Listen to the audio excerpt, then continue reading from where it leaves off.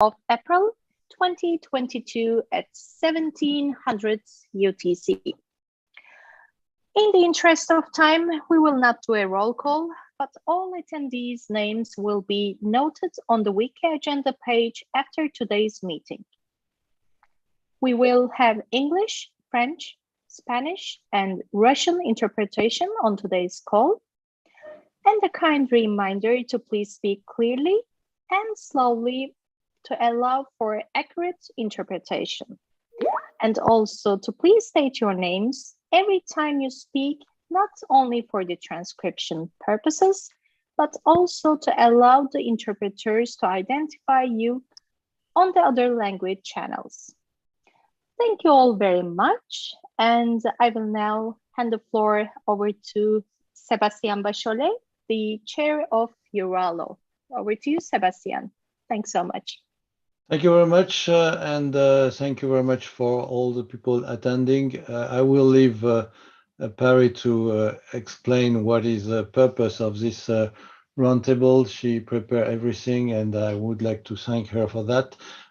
It's in the role of our EURALO to try to have topics, hot topics, if I can say, and the current situation in our continent, but also the action of other countries in the rest of the world put this split internet into question. And I think it will be good to have this discussion here with nice panelists and with Pari moderating everything. It seems that I made mistake in this slide. Sorry, it was a short time. I put moderator 2 times. I will not be moderated.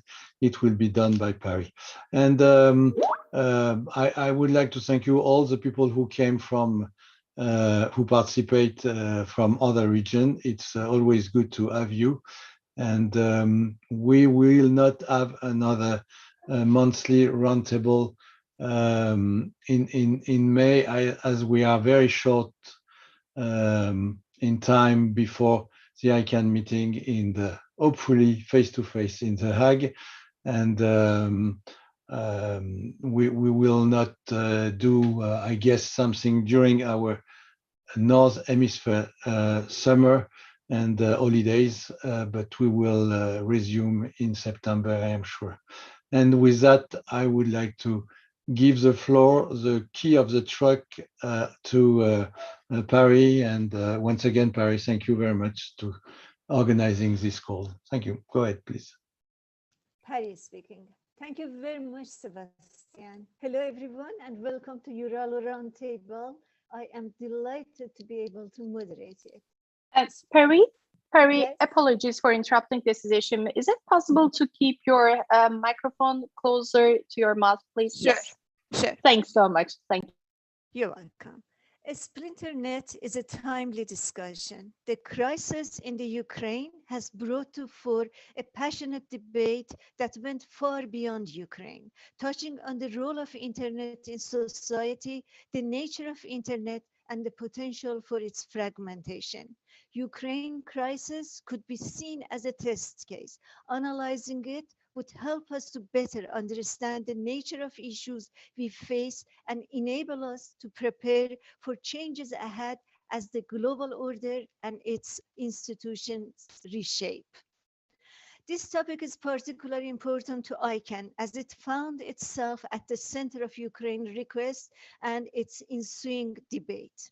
This topic also is very close to my heart and my work at the Global Technopolitics Forum in shaping the conversation at the intersection of technology and geopolitics. So thank you again, Sebastian, for putting this timely debate forward and offering me opportunity to moderate it. Today, we're fortunate to have 4 highly accomplished individuals. Sebastian was kind enough to provide introductory slides. I appreciate if you show the slides for panelists, which you can see on the screen. Could we please have the slides for our panelists? Yes, this is our first panelist. To save time, I'm not gonna read those, so I appreciate if you go through one by one through panelists. So next slide. And next. And next one. So as you can see, we have highly accomplished individuals, and I am grateful to Sebastian to providing introductory slides for our panelists. I would like to start with setting the context and offering some background, after which we will be engaging in a discussion aimed at unpacking this complex topic, highlighting threats and projecting into the future. We will have a discussion for 50 minutes. After that, we will have a 30 minutes Q&A session that will be followed by 5 minutes for panelists to make their closing remarks. I encourage you to listen to the discussion, either raise your hand or post your question in the chat, and our wonderful support staff will help me to read them in proper order during the Q&A session. Now, I appreciate if you bring my slides now. And I do like, without further ado, I'm really excited to welcome you here. We begin with a look at the Ukraine's unfolding events. Next slide, please. Next slide. As most of you know, on February 28, the Vice Prime Minister of Ukraine sent requests to various internet governance institutions to cut Russia's access to internet. Next slide, please. You can see the list of the required action on the screen, ranging from revoking Russia's top-level domain name to withdrawing the rights to use IPv4 and IPv6 and more. Ukraine authorities further lobbied private sector and governments to take action. What followed was a mix of reactions. Next slide, please. The Internet institution, while sympathized with the Ukraine's struggle, but collectively rejected the request. ICANN President and CEO Goran Marby, in his response to the request, stated, quote, "We take action to ensure that the working of the Internet are not politicized, and we have no sanction levying authority. ICANN has been built to ensure that the internet works, not for its coordination role to be used to stop it from working," unquote. While Andrew Sullivan, president of Internet Society, called the request, quote, "antithesis of how the internet was designed and meant to function," unquote.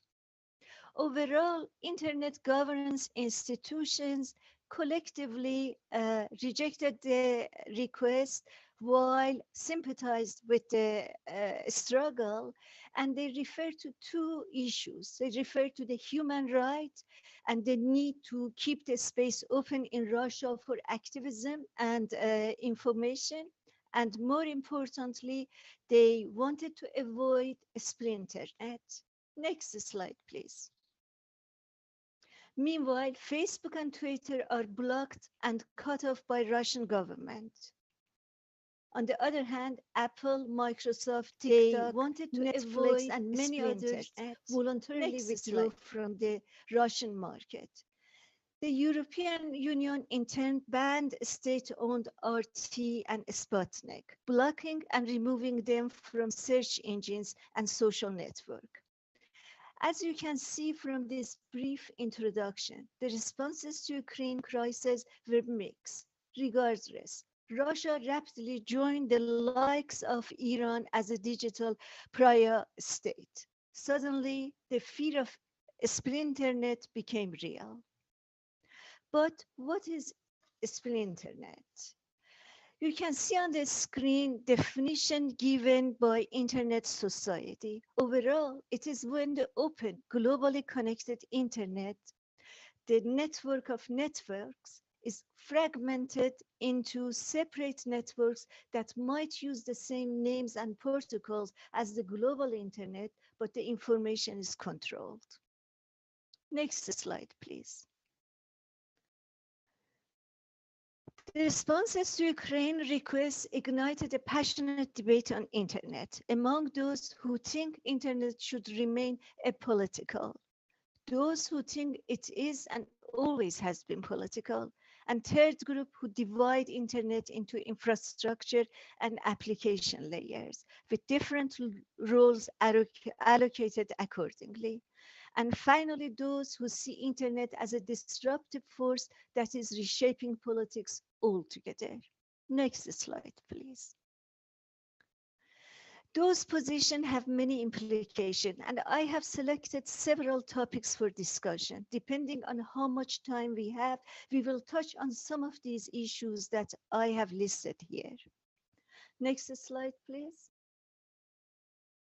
Now, I would like to start today's discussion with Chris, your advisor to RIP NCC. Would you please tell us what it does and how they responded to Ukraine request and what was the justification? Yeah, thank you, Parry. And hi, everyone. It's good to be here. Chris Buckridge from the RIPE NCC, called Record. Yeah, RIPE NCC is the Regional Internet Registry. So we register IP addresses and internet number resources, so also autonomous system numbers, for a service region which covers Europe, Middle East, parts of Central Asia. So the main, what you see of that is primarily a public registry that we maintain with information on who's using what IP address ranges. And that's useful for operational purposes. It's necessary for law enforcement, other stakeholders as well. And so this is a really fundamental role function in the global internet. We're one of the 5 regional internet registries that do this for different regions, and we all cooperate to ensure a consistent global registry of who has those IP address resources. Now, the request came in from the Vice Prime Minister, or the Minister of Ukraine, was to deregister IP address resources from Russian internet users, or Russian members of the RIPE NCC. And I think two aspects to this. I think on the one hand, this is obviously a very fraught and difficult moment emotionally and in terms of politics, and understanding that this is sort of a desperate act and trying to do something to save their country. I think on the principled side for the RIPE NCC, it was a very straightforward decision. This is not something that the RIPE NCC can do. It would mark a very problematic step away from the principles on which we're based. It would essentially destroy the trust that the global community has in us to operate in some ways beyond the reach of political interference, and simply to ensure that we maintain the most accurate and useful registry of who is using internet resources. So there was, we responded to that. I think we've had some good discussions about that. We've seen a lot of support from the community for that position, as has ICANN, I believe. And I think that's really important. And obviously you referenced the articles that Andrew Sullivan and others also wrote in support of that position.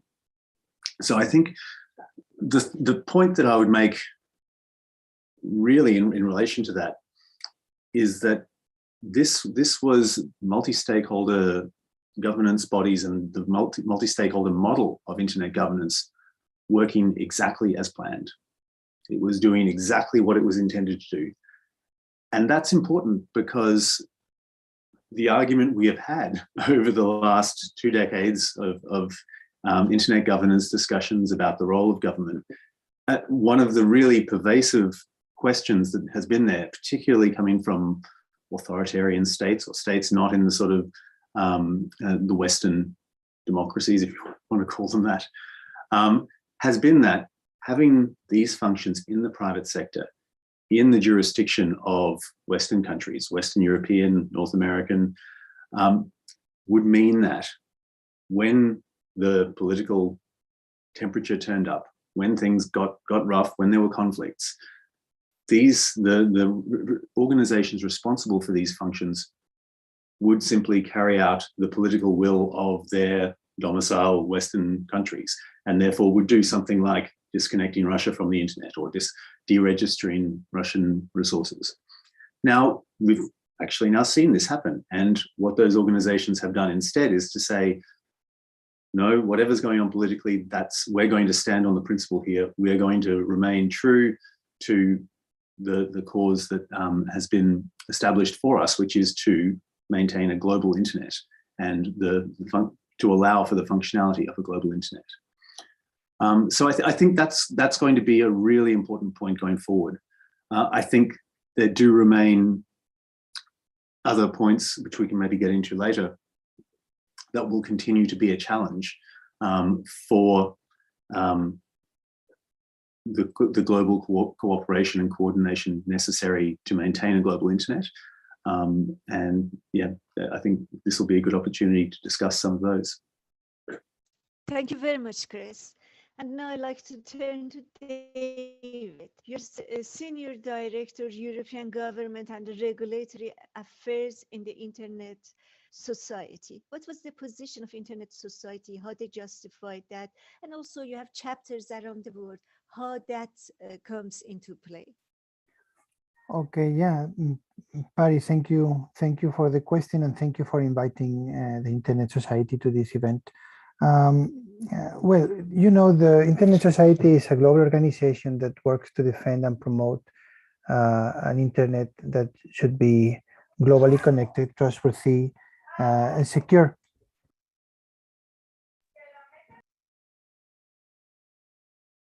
So I have to say that, of course, all these proposals in relation to the Ukraine situation go against this objective of having this infrastructure globally connected, open, secure, and trustworthy. As you said, we have this global community that we work with around the globe, and we wanted to explain to these people that are sitting sometimes in places where this situation with Ukraine and Russia is perceived from very far away. We wanted to convey the message that it is important to ensure that the operations and the activity of the internet remains out of politics. In these discussions with our community, we really had to sometimes struggle to explain that this is not an issue about Ukraine, this is not an issue about Russia only, but because this can be certainly the proposals that are being put forward can be a very bad precedent that can be repeated elsewhere under similar circumstances. And we know that wars are happening around the globe. It's not only the current war, and then these political proposals to interfere with the way the internet works could be also proposed in the case of a coup d'etat, on other situations where there are happening political turmoil. And of course, we have to be consistent with our message. We need to maintain the network working for everybody, and yeah, we finally we convey this message, and our community is fully aligned on this issue, and we really need to pass on the message and keep on insisting that this is not only about Ukraine, and this is a global threat. Thank you very much. I'd like to turn to Jamal. You have written extensively, researched and wrote extensively on internet governance in Europe. The Ukraine crisis was a European issue. How do you define their response within the digital realm? Thanks, Pari. It's first of all, it's great to be here and to be in such distinguished company to discuss these issues. maybe I could swing back a bit on the question a bit in the interest of having a discussion around these issues, maybe raising some points on the way. So you talk about, the fact that this is a European conflict, and that we're dealing with this on the European level, in a European kind of way. I'd like to maybe take one step a bit further back and look at the internet itself. David, again, full conversation point. You said that you wanted to keep the internet out of politics. I would contest that the internet is very political in its very nature, and I think that that's one of the things that we need to try and understand as well in this conversation. I can see the clear lines of limitation where this stops. But for me, one of the questions about talking about the fragmentation of the internet is also that we seem to mix up quite a few of the different issues that are at stake. We can talk about the internet as a tool for economic growth. We can talk about the internet as a communication tool. But what we're doing is we're talking about different layers of internet. We're talking about infrastructures, we're talking about content, we're talking about different types of ways in or different applications of the internet and so on. And there, I think some of these discussions get a bit blurred. And somebody will talk about blocking Facebook and asking for IP addresses to be blocked in the same sentence. And that's not the same kind of conversation. Right? And I think that's very important. Also on the political level, when it comes to European politicians thinking about, talking about how we are actually trying to govern this internet space. So there it becomes useful, and I note we've got people like Olivier and Wolfgang in the crowd as well, who talk also about governance on the internet and governance of the internet. And there I think that's one of the issues that we can bring to the table when we're talking about the fragmentation or the future of the internet and how it's governed, is thinking about these two different ways. And what's troubling in the European context, in a sense, is that this duality is being blurred again, I think, when it comes to policy making. So that's a bit of a starter. I can carry on, or you can move to Kieran.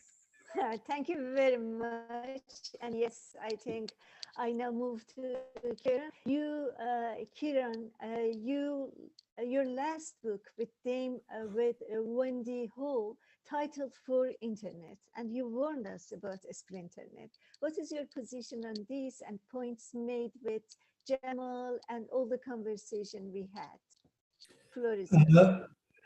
Yeah, great. Thanks very much, Parry. Thanks for inviting me. Great panel. I'm very pleased to be on it. Yes, so I've been thinking about the political philosophy drivers. I mean, I agree with Jamal that it's a fundamentally political activity, the internet. To paraphrase Trotsky, you might not be interested in politics, but politics is interested in you. And what our book does, which I will just briefly advertise for instance by Wendy Hall and myself, what we do is we look at the history of the internet, and we look at some of the political ideologies that have driven the design and engineering and governance of the internet. And it's quite clear that the internet started off as a piece of engineering designed to facilitate the free flow of information. It was a classic piece of engineering for openness, and David, in his contribution, described that philosophy of openness very, very eloquently. And that was fine while the internet was a small operation run by like-minded people acting in good faith in a reasonably cultural, in a monocultural context. Of course, as the internet grew, as it scaled, problems arose. We had cyber attacks, privacy problems, fake news, misinformation, trolling, crime, money laundering, and all sorts of collective action problems that arrive the moment that highly disparate and diverse groups of people start to pass information between them. At which point, there was a lot of ideological pushback against the open internet. And we highlight three in particular in our book. So the open internet is the first of our internets. The other three types of reaction are, one is a kind of a human rights protective reaction, which is, I think, rather characteristic of Europe. One is a more of a sort of commercial view that let's regard the internet as a piece of property and let's have market solutions to all this. And this is very much an East Coast American position. The US Supreme Court has adopted it quite strongly. And then the third is a kind of paternal shading into authoritarianism, which clearly China is probably the most advanced country able to put down an authoritarian ideology for the internet. And so we have these four ideologies struggling. There's openness, the commercial internet, human rights protection, and the authoritarian internet. They're all legitimate. I think all those responses are legitimate. I don't want to criticize any of those reactions strongly, but they have to coexist, because you are not going to get the Chinese to respect human rights anytime soon. You're not going to get the Europeans to see the internet as just a piece of property where market solutions reign. What I would say is that